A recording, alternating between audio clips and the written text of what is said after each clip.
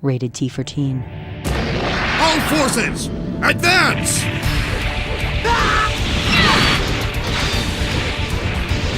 There's no escape! Die!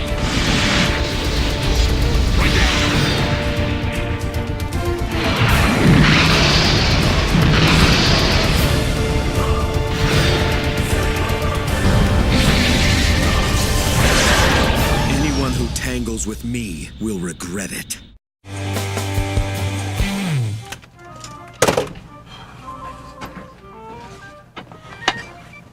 Hey, you should probably start mentally preparing yourself for the next couple weeks because you're essentially home crew when we're gone for the 1UP show because Mark is gone and I'm going to be gone. TGS is popping up faster than you know. Oh, and that's in Japan. It is in Japan and I'll be there for quite a while. So at some point you're going to have to basically helm the show for a little while from here at home base.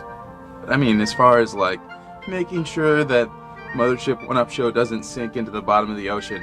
You know, I mean, the show's in your hands, dude. Oh, man, don't say that. Mark and I spoke about it a couple times and we decided we should probably repeat that to you. You know, the show is in your hands. So don't fuck it up. Do you have any ideas of what you might do while we're gone?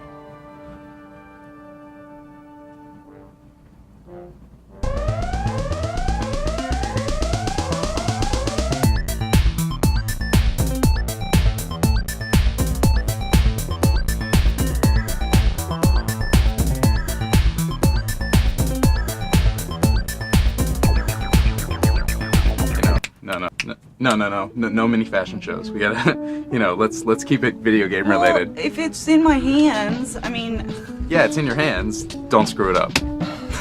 Alright. I have faith in you. You're gonna rock it. Fascism. No mini fashion shows. Fuck all am I supposed to do? Probably have to cover Halo again.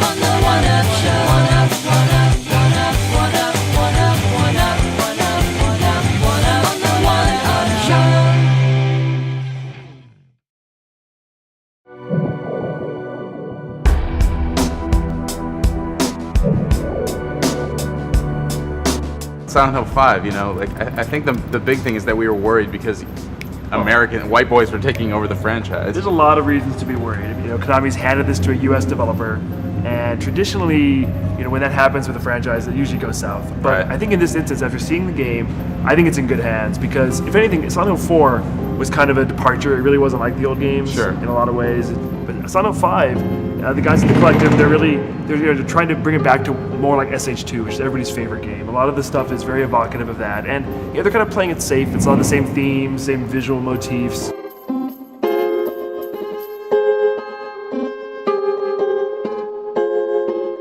You play as Alex Shepard, and he is returning home from a war.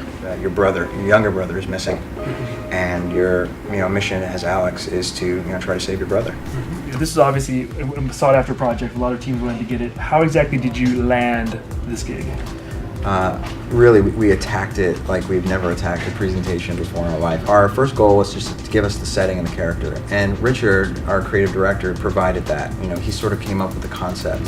So we actually we spent about a week and a half putting together a real-time demo. So we actually did a full character model, 2 full character models, a little In a bit of a week and a set half? in a week and a half. Wow. We cranked on it because I think we were so much passion behind it. And once we did that, we actually cut it into a video, put some of Akira's music to it, and said, we think we understand Silent Hill and this is what we're going to do with it. So it was a really fun process. I think we felt confident about it, but I think in the back of our heads, we still were skeptical that we would be able to get it. But, you know, I remember when I got the call, you know, like I was literally like screaming. I was so excited because it was one of those opportunities that for me, like artistically, it was the biggest challenge this is the biggest challenge I've ever had in this industry. So I was very enthusiastic.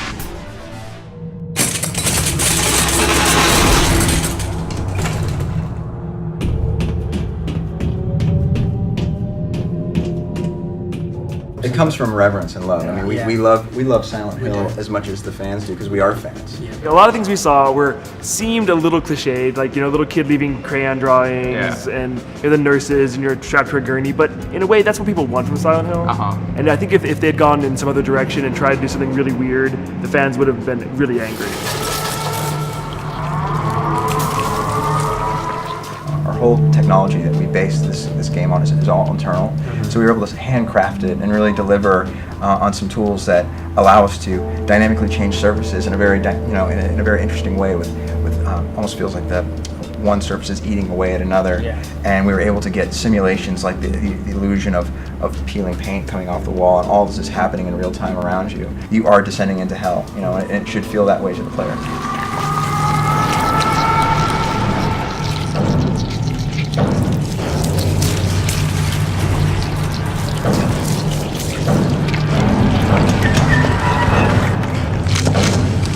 Because it's real time, it draws the player into the experience in a way perhaps they're not used to before. So when they really feel like that this is their journey rather than their character's journey. The walls are melting and burning away, and I thought it was CG, like it looks so good. Yeah, it's really cool to see it happening like while you're walking around the space. For me, as a player of most of the old Silent Hills who wasn't too into the controls, I think this is gonna be the first one that really like handles that. Right. It's nice that the guy, when they told us, you know, this kid, the main character, he's a soldier. My first thought was like, well, soldiers gotta shoot guns. Right. Well, they're not You know ready what to I show mean? us that, and we asked, like, are you turning this into a shooter? They said we're not turning it into a shooter, but the gunplay will be better. Right. But what's funny is a lot of the hardcore fans are upset because they added like a dodge move and they added like different kinds of attacks. I think that's great. So do I. Silent Hill combat was shitty. It always was. So when you came to this to fix Silent Hill combat, what was your approach? Well, we sort of took a step back and said, what do the players want? And what I think they want is a more interactive feel to the combat. They want a responsiveness in the combat. And that's where we started our effort. You can chain light attacks, and then they go into heavies. And additionally, with heavy attacks, we allowed it so you can charge them up to sort of get bigger reactions. And it sort of creates a system where you've got to decide how long you want your chain to go, when do you want to charge into the heavy. You can counter out of those attacks at any time. You can use dodges and counter out of dodges. But the idea is to maintain fluidity. Want the player to feel at all times that he's not stilted when he's interacting with these characters, so that he can choose if he's got a group of enemies to fight. He can choose which one based upon their positioning that he wants to deal with first. You know, so if this one's a greater threat, then I'm going to deal with this, and then I can maneuver myself into a better position. Different attacks will sort of swipe in different directions, and the characters will react to that. If you're swiping horizontally, they'll fly that way. If you swing up, they'll fly back. And the really cool ones are when you swing down heavily, they'll sort of get crumpled down. And then there's even ground attacks where, you know, you can push them onto the ground, jump on top of them, and do attacks there. Since our character is a little more capable, we want to make sure the enemies are that much more dangerous. So they hit you a couple times, you know, you're done for. So really, there's going to be a heavy focus still on the tension and being afraid, because you know, as soon as you're empowered, you know, you tend to lose fear. Combat just feels better because they added the dodge, you know, like the melee stuff. You feel like you're not helpless all the time. Right. You really could like take on a group of enemies if you wanted to. Well, and they didn't show us any bosses, but just like the little hints we got, it sounds like they're going to try to make more like a Zelda style, like event bosses. Yeah, it is what it And, sounded like. Silent Hill bosses are always kind of bad, so. Yeah. I'm looking forward to seeing them because they made them sound like they're going to be huge, you know, and that's really cool. Akira Yamaoka is still around. It's not like he's left the building completely. Right. You know? Everyone thought he was like done with this franchise. It was made by Whites, but they brought him in to do the Whites. to not only do the soundtrack, which is crucial. He's done all the soundtracks. He's a really incredible composer. No, I love But his he's also music. consulting overall on like the look, the feel, making sure everything is Silent Hill.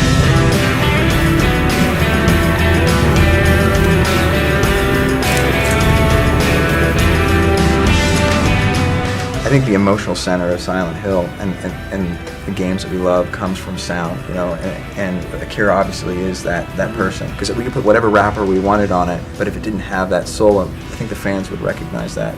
So he's been very open and willing to work with us to see our vision of what we want to do, and then just bring his, you know, his magic to that, you know, to that equation. Just like talking to those guys, the guys in charge, the lead designer, lead artist, they're really big fans. Oh, they're and you super can tell. passionate Like, about they're very it. passionate. Oh, yeah. They really want to be making this game, and Yeah. I can tell, like, you know, all the skepticism from the fans is really, they're taking it to heart, and I think they're working like, extra hard to make it good. So, Yeah, I think they are. Yeah.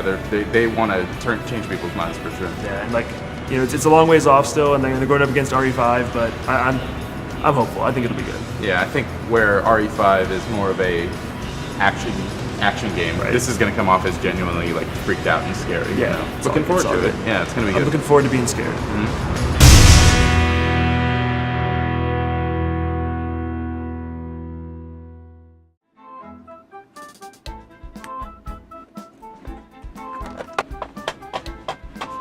Hey, Patrick.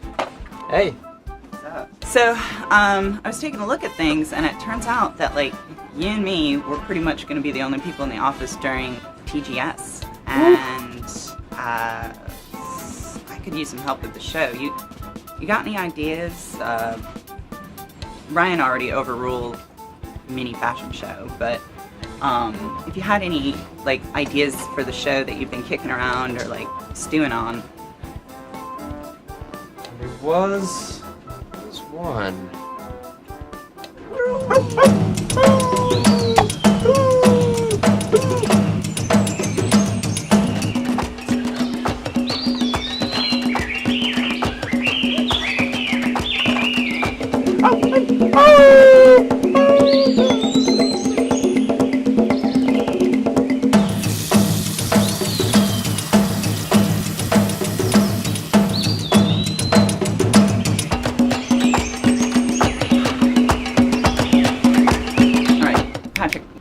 We covered Wolf Quest really as much as we're gonna cover it, I think. I mean, it's not like a real game.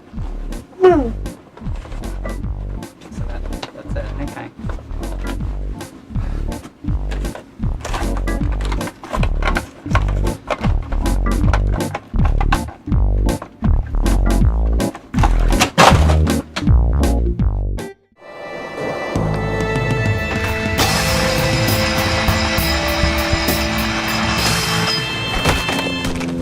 Loved it. I did. You loved the heck out of it. I loved the heck out of it. I don't really like simulations usually too. I like Gran Turismo or even like unforgiving games like Splinter Cell I usually don't get into, but Skate, like the learning curve I really appreciated, and you get that sense of accomplishment I think from like spending the time to learn something which you don't get in most games, and especially in Tony Hawk where it's more just like memorizing a trick sequence instead of actually having to execute it. I definitely agree. Like the learning curve is almost too realistic because you spend a lot of the first couple hours maybe playing the game not really having fun, and I think that's something that people should be aware of. Like just like in real skateboarding, you would fall down a lot.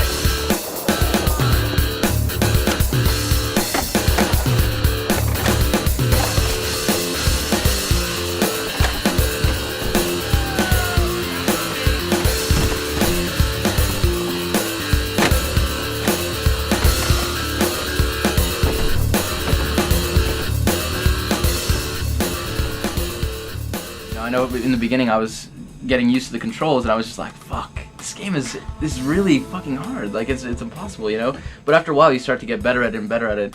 And eventually it gets much more rewarding just to pull off any trick. It takes some time to learn the controls and it takes some time to just be able to, you know, 5-0 a rail or tail slide a rail, you know? It's pretty hard. Even like 2/3 through the game I was having like breakthroughs in my skill where something would just click finally, some certain movement, and that would open up a whole bunch of other tricks and challenges that I haven't been able to do. So it's like you never really stop learning in the game because unlike Tony Hawk, you start the game as good as you'll ever be. You don't upgrade your character. So it's like you can do a 900 right off the bat if you can find a place to get the air and actually pull it off.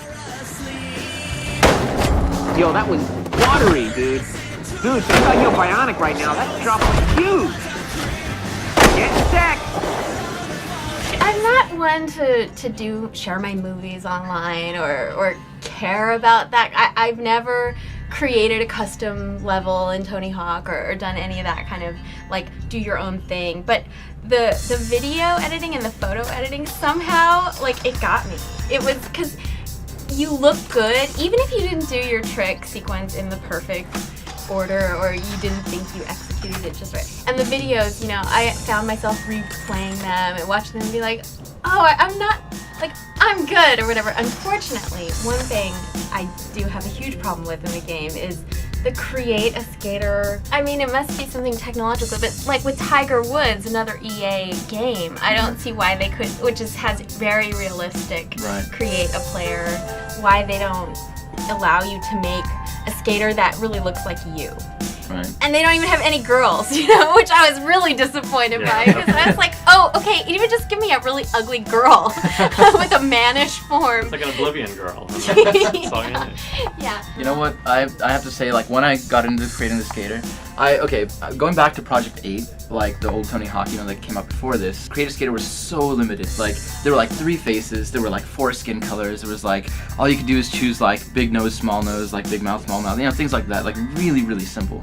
And with this one, you know, they have it on like these XY sliders, which are a little more complex to use, and they don't always make that much of a difference, but it's way, way better than what Tony Hawk had like last time. Also, I feel like the game, even if it presents technical or frustrating hurdles for players, I feel like it's so solidly implemented and executed, you know, like the city's really big and it's very consistent and just like I think the rewarding quality comes from the consistency.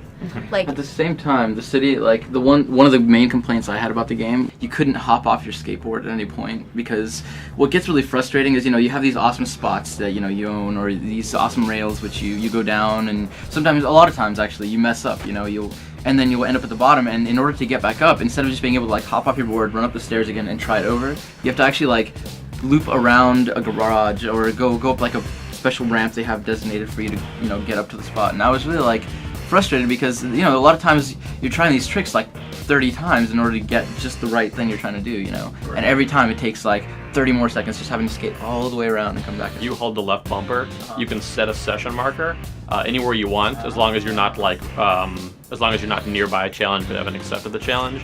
And as soon as you like are at the bottom of a hill, for instance, you can hold the left bumper again and hit up. That'll zip you right back up to where you started. So if you do that like within a challenge, you can just like get the perfect start point and then retry it from there over and over. Though there are still some spots where you can't place a session marker. Yeah, like in the no skate zones, you can. Oh, yeah, right. Yeah. Or in the middle of longer challenges, I think. Oh, come on! The fact that you have to share the rails or the half pipes in competitions, you have other skaters with you. And just going around the city, you have like pedestrians too. Oh my god, the pedestrians are very, very annoying. The funny thing is, I've gone and like knocked the same person over like 4 times. Yeah. And they just keep like, oh, and then they get right back up again and stand at the same place. Yo, you just knocked him back down to the junior varsity.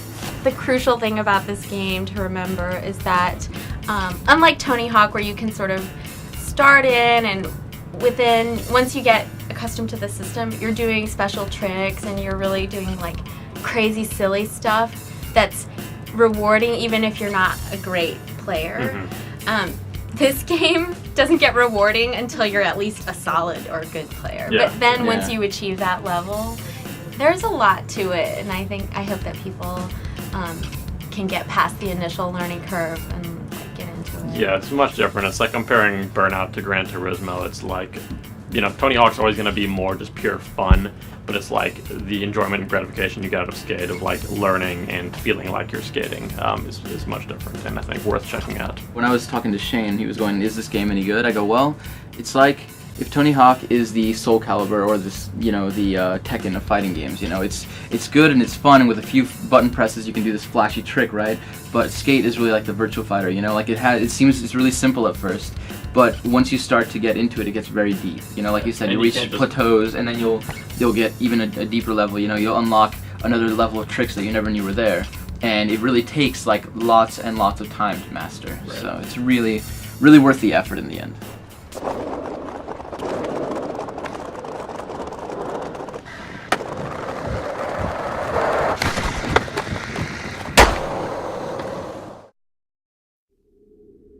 Rated T for Teen.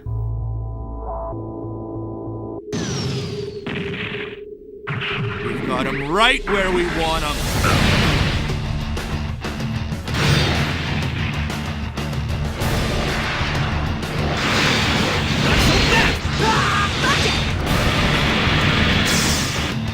Die, scum!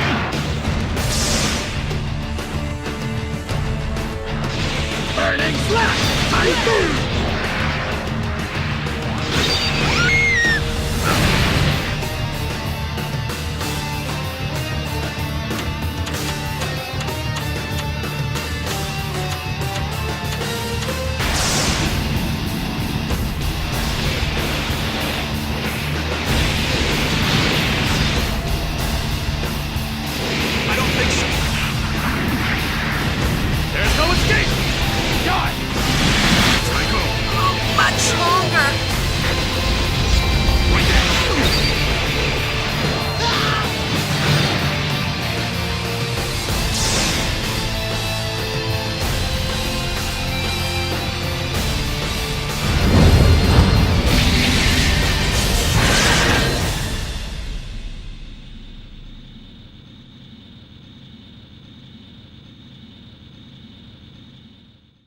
You ready? You ready? You ready? Okay. Every 6 months, we find ourselves outside talking about Half-Life. Fucking coincidentally. You catch me when I'm fucking being a can vandal. I was just out here writing. I know. Well, I was just out here peeing. So.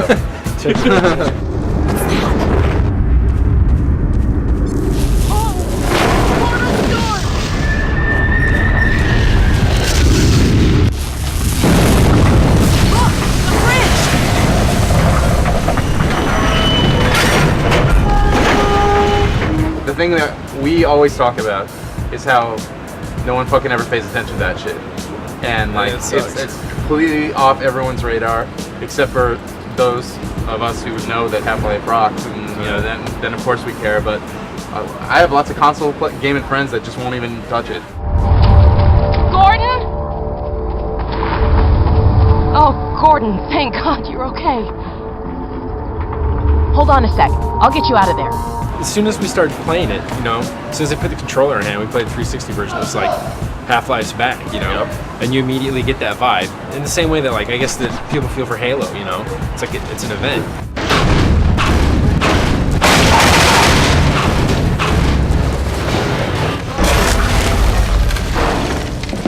If you played Half-Life 2 on Xbox One, the frame rate wasn't the best, but the game was there.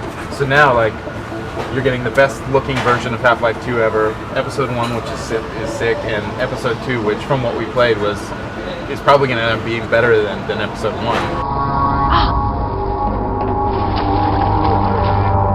Let's hope this still works. Stand back. Here goes.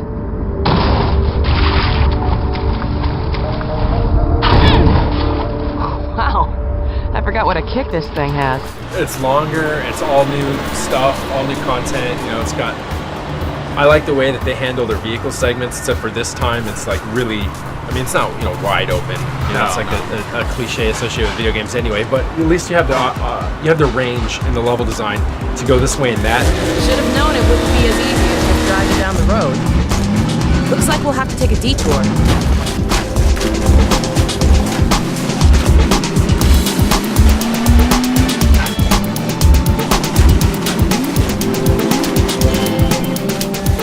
As we hopped around different parts of the game, the vehicle got slowly upgraded with crap. I remember one time they loaded the game up and then all of a sudden it had a radar screen on it, and that radar screen had little lambda symbols on it. That I assume means that you got to drive to those spots and probably find supply boxes and that sort of thing. But Eric Johnson did say, like, yeah, you know, if you're the type of gamer that likes to explore every nook and cranny of the environment, like, you're gonna finally be rewarded for it. And I think that Half-Life 1 and Half-Life 2 weren't the best about that sort of thing. So that's kind of a cool new thing in the game.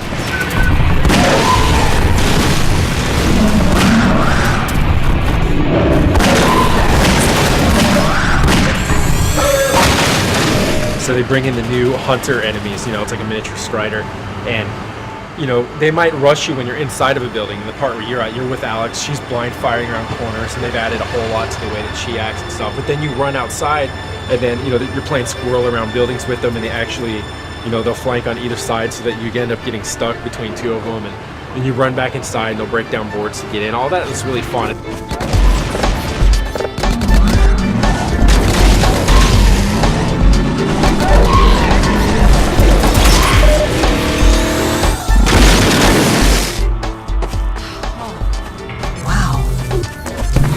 We should get our warning out and then keep moving. That was probably a scouting party. Usually in FPS, if you're not fighting a humanoid player, and even in most cases like a soldier, then the AI is just not as advanced, right? But the hunters, they totally seem to be every bit as smart as any like humanoid character that you face, if not smarter, and they're more maneuverable, which makes them just really, really fun opponents. They totally give them down. they're expressive. I mean, even though their face is unlike anything you're used to, you hit them and they sort of like vomit up some fluid and stuff. Yeah.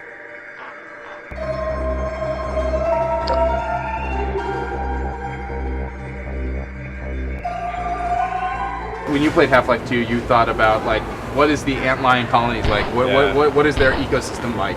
And we're finally going to get to see that for the first time, and what we saw looked really, really cool. Yeah, the list of everything in there is like hitting up all of my wants. It's like just what you said, looking at what the antlions are up to underground and stuff, and you assume. I mean, we looked at larvae, and there are like some drones, some workers and stuff. Yeah, they're spitting acid. There's going to be a queen or something like that in there, which is pretty cool. Yeah, about a year or so ago, they started talking about the Strider Buster, which is this giant explosive that basically you pick up with a grab gun and you shoot it at a Strider, it sticks, and then it explodes and takes it down in like one hit or whatever. And that's cool. Sounds interesting. Could be fun with, to be able to take down those giant units really fast while the hunters are coming around. But other than that, we haven't heard about any new weapons, which might kind of rub people the wrong way. I don't know. That's a lot of people think like, it's not a new game unless there's new weapons. But what I'm hoping is that maybe they'll do things with the, like they always do, use different elements of the gameplay to basically create new gameplay types that ordinarily you'd need new weapons to get to in other FPS. Like, for example, those worker drones down in the antlion caves, they shoot these like acid shots at you, and they're pretty fast and really accurate, but you can dodge them. So I was wondering if maybe they'd have sections where you need to like hit, there's a wall here and you need to get rid of the acid on it so that you can pass through, so you gotta basically like stand in front of this thing and play chicken with the worker. I don't know, like I wonder what kind of weird gameplay scenarios are gonna pop up just environmentally. Magnuson, did you hear that? I'll bet it's the Combine portal code. Yes, I'm not deaf. I downloaded the whole packet. They've been chasing us ever since. Well, of course they have.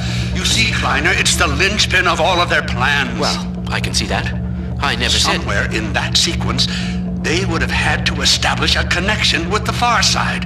What you have there, young lady, is the specific contact code for the Combine overworld. Good God. Now, if I am right about this, and I have no reason to doubt myself, you are carrying the very code Dr. Mossman had hoped to recover. As far as shooters go, I mean, they're really cool characters. Even, with Bioshock, they're just so great for story and stuff. Even there's no equivalent of a character. I mean, because they're all mutated Dick Tracy villains, and even though all the characters that are not, you're responding indirectly through audio logs and stuff. But in this game, the character can be right in front of you and talking to you, and you actually want to like look at them and see what they have to say instead of just jumping around the door waiting for it to open and let you go out and fight. Yeah, I mean, like all their technology that they built, like their facial animation system. I mean, aside from Heavenly Sword, there's not another game that has better looking characters who animate and behave like lifelike human actors. All right, people, change of plans. There is no way we can launch before those Striders are... Oh, excuse me if I'm interrupting tea time. I'll just step out until you've finished, if that's more convenient. Well, Freeman, I believe I've found the perfect use for you. Follow me. There's not a single archetypal character in there in the way that Gears of War, like the let's go fuck some shit up. Like there's not a single person like that, or even Halo I see that way outside of Cortana. Yeah, the single player experience in the Orange Box I think is pretty much unmatched this year, especially if you haven't played any Half-Life 2 before. Like to get Half-Life 2, to get Episode 1 and Episode 2 all in one run, that's gonna be like a 35-hour experience, almost Yeah, that's 32 to insane. 35, and that's like, I don't know, that's it's like I the really best think- first-person shooting there is, pretty much. Like, I think they could have sold Team Fortress 2 on its own. Yeah. They will. I mean, they're going to sell every little piece and every combination that you can imagine. But, like, that's a game that I can see, even having played what we did, I can imagine paying full price for that.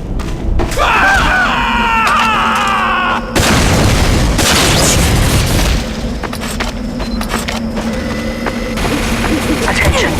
5 minutes left in the mission. Because they took out the secondary grenades. I don't mind the regular grenades, but they took out the secondary grenades. When you jump in, you don't feel you have quite as many options per class as you did before. And then I told Valve, when they asked what we thought about it, I was like, I'm worried about the long-term payoff, where the more I put into it, the more I get out of it with mastering subtle, techniques and things like that. But of course, their response was like, "Don't worry, man, it's in there. But it's just not evident from the get-go after 30 minutes or an hour of play, whatever we play, because it really does feel like, well, I've got a shotgun, I've got a melee weapon, and I've got my medic heal kit. Like, what else could I really realistically do with this stuff? I want to see that extra depth, but I don't think it's going to be until after the game gets released and people have put hours and hours and hours into it before. It we're would gonna be even sad know. too if they ever did admit that they took all that out primarily because it was going to come to console too. Yeah. And then it doesn't do so well on console. Everything about it is super tight, super polished. Graphics are slick. Gameplay is fun. Levels are designed really, really well. But it takes because there's so many different classes, it takes 30 minutes to really, get in and feel like you're doing anything positive with any class that you might choose. So, and I don't know, I feel like console gamers are really fickle about their multiplayer. Yeah. And especially since Halo 3 will have just come out, most of those guys are just going to be playing Halo 3. But the PC gamers who know what's up are going to be having a blast with Team Fortress 2. I don't think that the people that even we work with that are primarily play shooters on console will even like it much. I think they'll just complain about a lot of stuff. Yeah. Mainly that it's not Halo. Pretty much.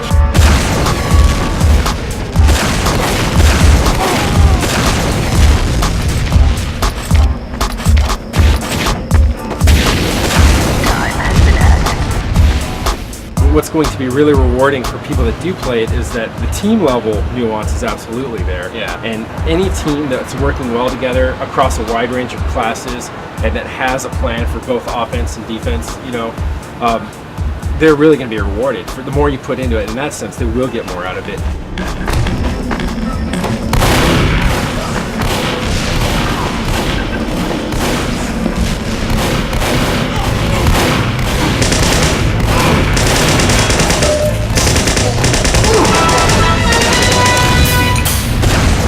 People, no matter what, they're going to look at it and say, wow, that looks cool though. Because everything about it is so smooth and fluid, all the taunts that each character has. And I think it's also important to mention that, all the stuff we did play was on 360. The episode 2, it looks amazing, it runs perfectly, frame rate is not going to be an issue this time.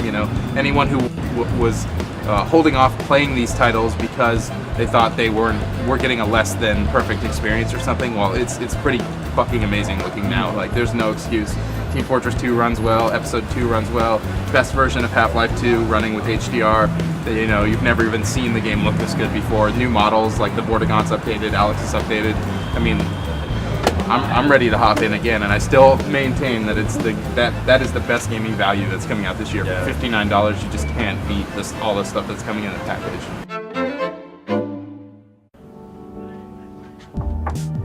Hey, Simon. Hey. So I heard you're one of the people who's also going to be here during TGS, and yes, yeah, and Ryan and Mark and everybody's gone, and I'm looking for ideas for the One-Up show. If you've had any ideas, things you'd like to do.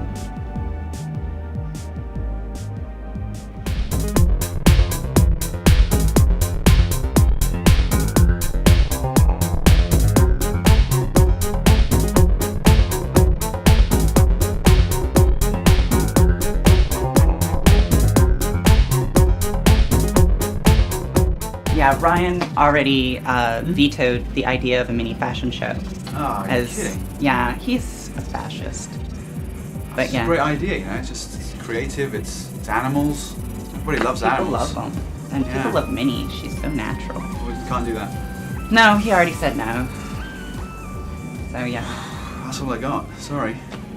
Yeah, we're probably gonna have to end up covering Halo or something again. Oh God, really? Yeah. You know, it's like coming out or something. Anyway, we'll Nice. figure it out. Sorry, that's all I Thanks got. anyway. All right, good luck.